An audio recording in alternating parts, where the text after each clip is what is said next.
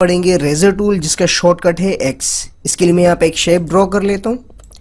यहाँ मैंने एक शेप ड्रॉ की और उसके अंदर कोई कलर अपनी मर्जी का मैंने यहाँ पे इंसर्ट करवा दिया एंड देन अब मैं यहाँ से एक्स कीबोर्ड से जो है बटन प्रेस करूँगा या फिर यहाँ से आके इसको सेलेक्ट कर दूँगा।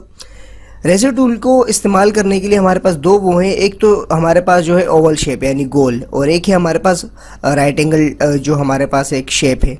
तो सबसे पहले फ्री हैंड के टूल्स में ही हमारे पास 2 पॉइंट लाइन टूल है। इसको मैं जैसे सेलेक्ट करता हूँ तो ऊपर अगर हम देखेंगे तो प्रॉपर्टी बार भी इसकी चेंज हो जाती है, और उसके बाद मैं यहाँ से एक लाइन लगा लेता हूँ, एक क्लिक यहाँ करके और दूसरा यहाँ शिफ्ट के जरिए बिल्कुल सीधी लाइन लगा सकते हैं।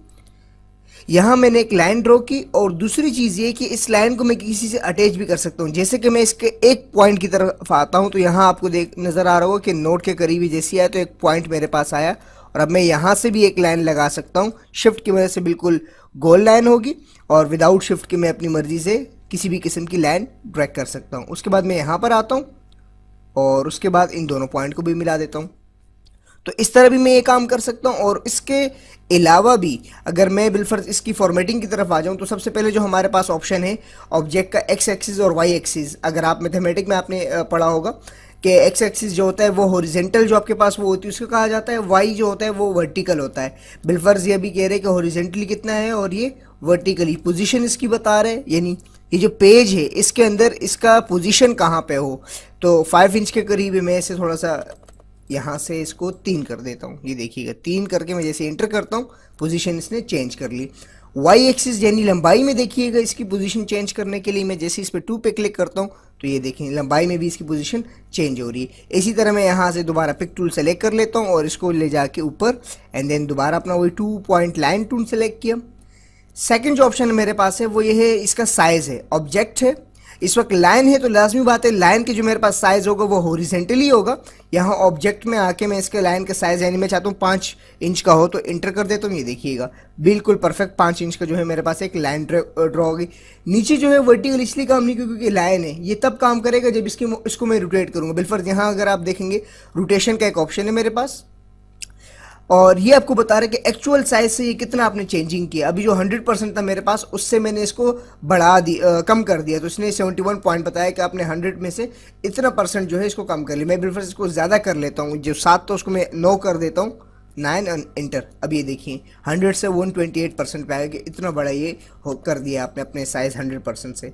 तो आप इस कंट्रोल Z करके इसको वापस कर देता हूँ। और दूसरी चीज़ जो मेरे पास थी वो ये थी कि रोटेशन, यानी कि मैं आपको ये समझा रहा था कि ये हॉरिजेंटल इसका साइज़ जो है वो ये है।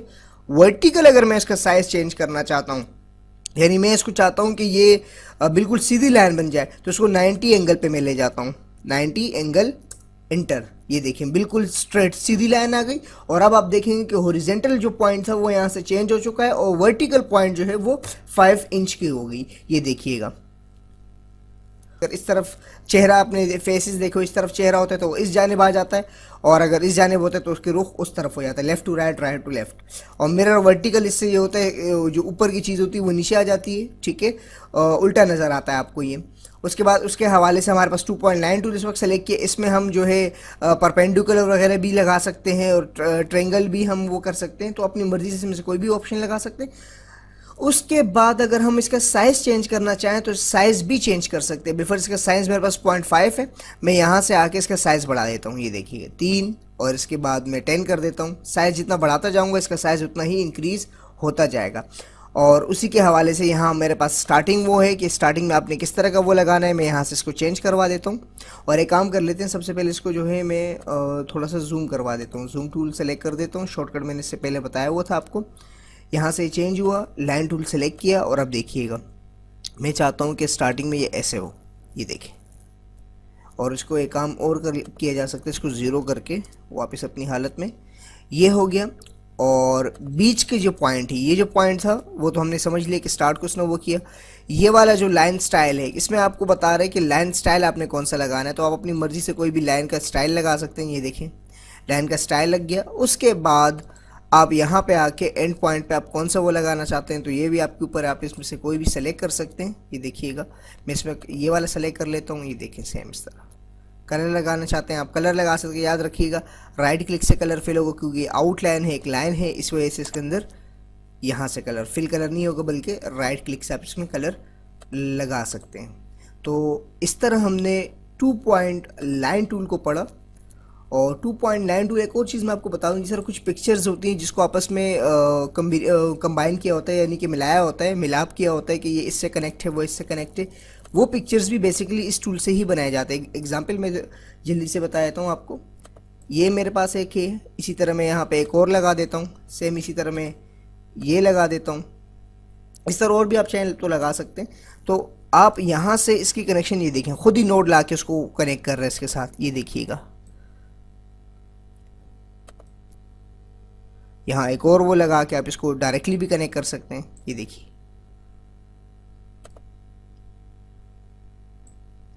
तो जो कनेक्शन होता है 2-3 चीज़ों के बीच में, वो भी आप यहाँ से इजीली लगा सकते हैं। तो जो पिक्चर्स की एक दूसरे से मिलाप होता है वो आप यहाँ से इजीली बना सकते हैं अपने पास।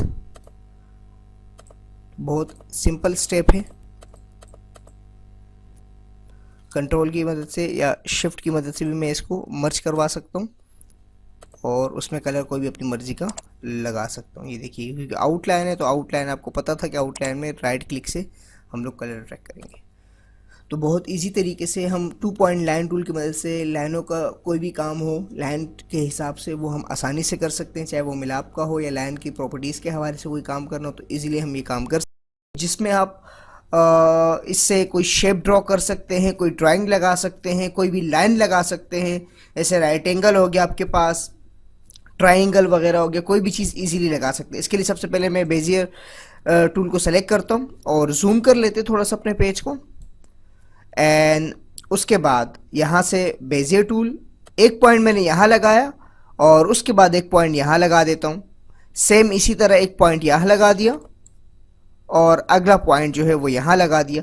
जैसे ही इसका हेड और टेल आपस में मिल जाएंगे तो ये एक शेप की शक्ल इख्तियार कर लेंगे, ये देखिएगा।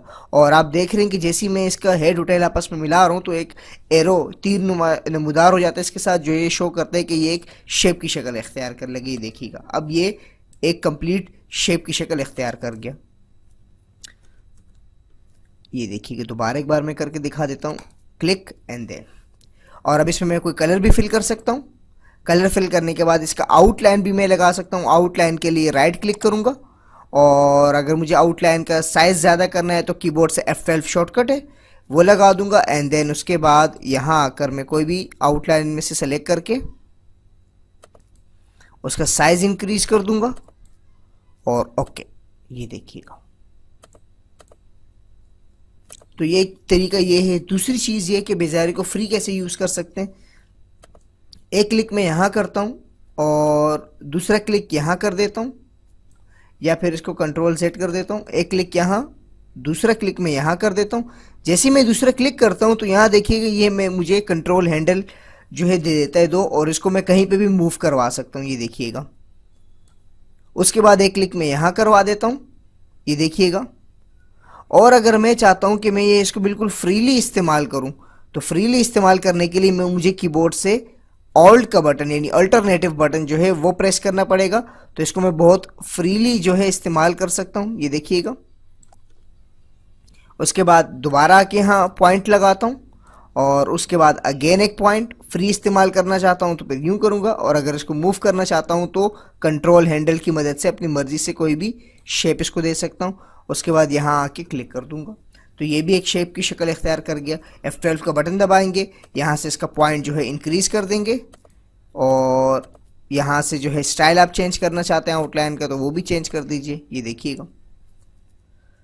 तो बहुत आसानी के साथ हम लोग बेजियर टूल का इस्तेमाल कर सकते हैं और इससे कोई भी शेप, कोई भी ड्राइंग, कोई भी ऑब्जेक्ट बनाएंगे।